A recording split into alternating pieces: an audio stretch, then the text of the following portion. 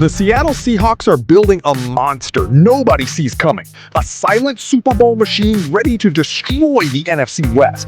While rivals chase headlines, superstar moves, Seattle is loading a hidden weapon that could shock the entire NFL. But one mistake could ruin everything.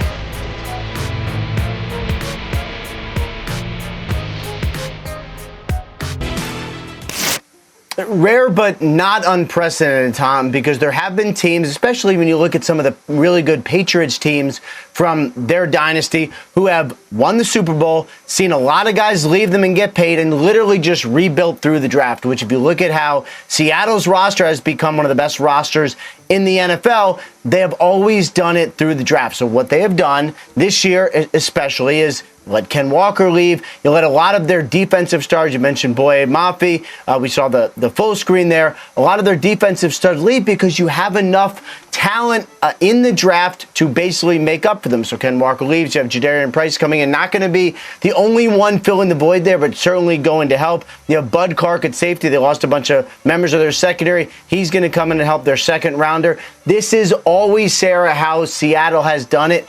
They have to draft well. And thankfully for them, because John Schneider is one of the best in the NFL, they always draft well. Those guys just going to have to play sooner rather than later. Seattle was being overlooked because they don't win the offseason. They quietly build teams that win when the game starts. That's right. Mm-hmm. And when you think about what they've done, the 49ers and the Seattle Seahawks, not Seattle Seahawks, Rams. but the Rams, they generated the headlines this year. Sure. Mm-hmm. They dominated the headlines.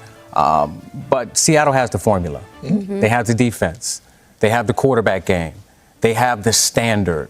So the loudest car in the parking lot is not always the fastest. Mm-mm. And you heard Mike Macdonald say it. He said, we don't talk about what we do. We don't worry about anybody else. We worry about ourselves. And they want everybody else in the NFC West to continue to sleep on them. They'll do exactly what they did last year. I don't think they'll win the Super Bowl, but they could get close. That foundation that built a Super Bowl winning team. Take a look at these guys in the last 4 years. Kenneth Walker and Jackson Smith-Njigba were the top producers on offense last season, while Devin Witherspoon and Nicky Manwari were key contributors on a defense that helped lead Seattle to the Super Bowl. Now, Price is going to be replacing Walker as he left for the Chiefs in free agency. Big shoes to fill, right? Or Crocs, if you ask Kenneth Walker, because he wears Crocs. Yeah. How do you see Jadarian Price being utilized, Ben, in this Seattle offense? On all three downs, right? I mean, this coaching staff has spoken a lot about, all right, George Holani is going to be our third down back. It's going to be a timeshare. It doesn't pass the sniff test to me. First-round running back is a first-round running back. You want to get that guy the football. And now Price is an interesting cat because in college he was splitting time with Jeremiah Love. And so in his last 2 seasons at Notre Dame, he never averaged more than 10 touches per game. It's a warranted question, what can this guy be with a full menu of touches? At the same time, though, he wasn't like a scat back. He wasn't like only passing downs. They would use him on 1st and 10 in pass protection. He has all the skills. We just haven't seen it at volume. Now, the Seahawks were not a good running team last year, and they're expecting a first-round rookie running back to step in and at least contribute as a ball carrier, if not be the primary guy. So very high expectations for a guy who we think can do it as a 3-down back, but we haven't seen it yet. I feel like sometimes the NFL likes it more a little bit if you didn't get your legs worn down. A lot of treads left on the tires, absolutely. Exactly. Bill, how important will it be for Price to make it an immediate impact like Ben's talking about here? Yeah, it's going to be essential because we know Sam Darnold is not the most consistent of quarterbacks. When he's hot, Sam Darnold looks great, but they won 6 games last year where Sam Darnold had a QBR of 40 or less. And unsurprisingly, they did that by running the football well in those games. Averaged 131 yards per game in those 6 victories on the ground, averaged nearly 5 yards per carry, 21 rushes of 10 yards or more. So we need to see that running game come into play in the days where Sam Darnold does not play well as a passer, where they need to kind of grind out games, win a closer contest. And Jadarian Price, because of the Charbonnet injury, is going to have to step in from day one and either be a 3-down back, like Ben said, or at least be the focal point of the rotation in Seattle. That's going to be an essential piece for them, because remember, this offense is going through a lot of changes. Clint Kubiak's no longer there. Yeah. They're going to have to find new pieces in the running game. That's going to be a really evolving offense early on in 2026. Yeah. The other thing, too, is when you look around the division, it's a tough division. And a lot of these teams in the NFC West just keep getting better. So Mike Macdonald was actually asked about that earlier this week. This is what he had to say, his reaction to new additions around the division. He said it probably feels like that's what's best for their teams and what they need to do, and that's good. When it's time to play those guys, we'll be ready and put together a game plan and go rock and roll. Yeah, I don't care. Don't care. If you start worrying about that, what everybody else is doing, it's just mentally taxing. All right, so you get the gist. Mike Macdonald, he's playing it very cool.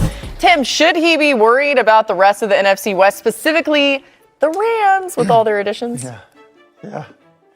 Listen, what he's saying is coach speak, but also true. You know, you can't look. It does you no good to sit there and look around at who everybody else is signing and worry about that type of thing. You know, that being said, every team has an eye on teams in their division, especially teams that have been the best in their division. So, look, that's also the reality of it. And he's right. They will have a plan. But make no mistake about it, with Myles Garrett going to the Rams, that's a problem. He's a massive difference maker at a position that is a difference-making position. And now he's going to be on a team that's got a very good offense, so the ability to have opportunities to close out games, which really he hasn't had as many of those chances in his time in Cleveland, I think changes things. So, no, you can't worry about it. You can't be uber focused on that. But it does matter, which is why, kind of as the guys were saying, look, they better have gotten it right on Jadarian Price because he probably is going to have to play a significant role for them just, all season long, but certainly in their division. Guys, The NFL is watching the wrong teams. While everyone is talking about the Rams, blockbuster moves, and off-season headlines, the Seattle Seahawks are quietly building something dangerous. A team that nobody wants to face. History has shown that championship teams can survive losing stars. The Patriots proved it during their dynasty years. Players leave, contracts get bigger, rosters change, but elite organizations rebuild. That is exactly Seattle's plan. They lost major pieces. Kenneth Walker is gone. Boye Mafe and other defensive contributors from their championship defense are no longer there. But Seattle believes their next wave of young talent is ready. Because this franchise has always believed in one thing: boring, build through the draft. And now the biggest test of that philosophy begins. Because replacing stars is easy to talk about. Actually replacing them is where teams fall apart. And the player carrying the biggest pressure may be the rookie expected to replace Kenneth Walker. Jadarian Price enters Seattle with a massive responsibility. Kenneth Walker became one of the most important parts of this offense, and now Price must prove he can become the next explosive weapon. The biggest question is simple. Can he handle a full NFL workload? At Notre Dame, Price shared touches with Jeremiah Love. In his final 2 college seasons, he never averaged more than 10 touches per game. The talent was obvious. The speed was obvious. But the opportunity was limited. Now Seattle is giving him the chance to show what happens when the ball is finally in his hands. Price is not just a speed player. He can protect the quarterback. He can play in different situations. He has the skill set of a 3-down running back.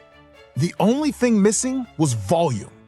And Seattle needs him immediately because the success of this rookie could directly decide how much pressure falls on quarterback Sam Darnold. Sam Darnold has shown he can play at a high level.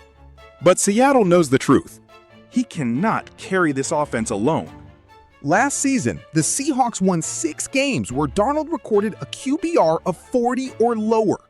How did they survive? The running game. In those victories, Seattle averaged 131 rushing yards per game, nearly 5 yards per carry, and produced 21 rushing plays of 10 or more yards. That tells the entire story. When Darnold struggles, Seattle needs the ground attack to save the offense. That is why Jadarian Price could become more than just a rookie. He could become the player who decides whether this offense stays alive early in the season. But even if Price succeeds, Seattle still has a massive problem waiting inside its own division. The NFC West is getting dangerous. The Rams are making aggressive moves, and adding Myles Garrett changes the entire division. A dominant defender joining an already explosive offense creates a nightmare matchup. Seattle cannot control what Los Angeles does. But Mike Macdonald does not want his team distracted. His message has been clear. Focus on Seattle. Focus on improvement. Focus on preparation. Because the loudest team in the offseason is not always the fastest team when the season begins. Seattle does not need the biggest headlines. They need the right players. And that is why this draft class could define everything. Because in the end, Seattle's championship dream depends on one simple question. Seattle believes they have the formula. Draft well. Develop young talent. Create a strong culture. That is how this team has always operated. John Schneider has built one of the strongest scouting reputations in the NFL, and now his young players must prove they belong. Bud Carter must help replace lost secondary talent. Jadarian Price must replace Kenneth Walker's production. Sam Darnold must lead the offense. The pressure is enormous because Seattle is not trying to win the offseason. They are trying to win in January. The Seahawks may be overlooked. They may not be the loudest team, but sometimes the most dangerous teams are the ones nobody sees coming. And if this young core develops faster than expected, Seattle could become the silent Super Bowl machine the entire NFL regrets ignoring.